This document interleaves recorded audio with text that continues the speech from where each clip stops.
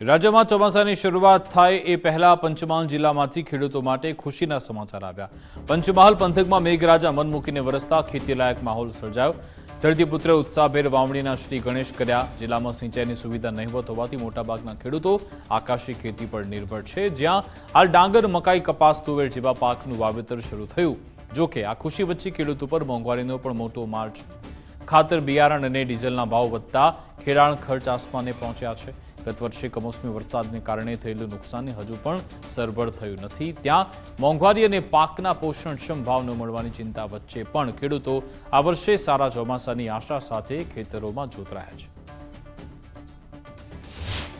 તો બિયારણ લાવ્યો છું અને ખોર ખાતર પણ લાવીને કરી રહ્યો છું। મને એવી આશા છે કે વરસાદ બહુ સારો પડ્યો છે એટલે ખેતીમાં એવો મને વિકાસ મળે એવું લાગી રહ્યું છે, એટલે હું ખેતી કરી રહ્યો છું।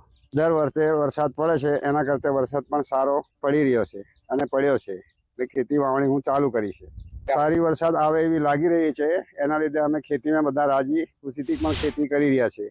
અમારા વિસ્તારમાં છે અને છોણિયું ખાતર ને એ બધું નાખવાનું, ખેડવાનું બધું ચાલુ છે અને આ ખેતરમાં કપાસ રોપવાનું વધારે ચાલુ છે।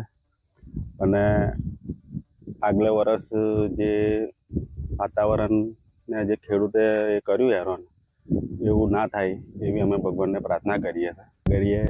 અમે એવી આશાથી આ બધું કરીએ છીએ ખેતી કે બે પૈસા મને સારા મળે। વર્ષે વાવેતર કરેલું પણ કમોસમી વરસાદ આખું વર્ષ લગભગ 4 મહિનામાં કમોસમી જ વરસાદ પડ્યો, એના હિસાબે ઉત્પાદનમાં કોઈ મજા આવી નથી। મોંઘા બિયારણો, મજૂરીનો ખર્ચ વધી ગયો છે। હવે ટાઈમસર બધી ખોર ખાતર કરવા છતાં બી ઉત્પાદન કંઈ મળ્યું નહોતું, એટલે ગયું વર્ષ તો અમારું એમ બી બિલકુલ ખરાબ જ ગયેલું।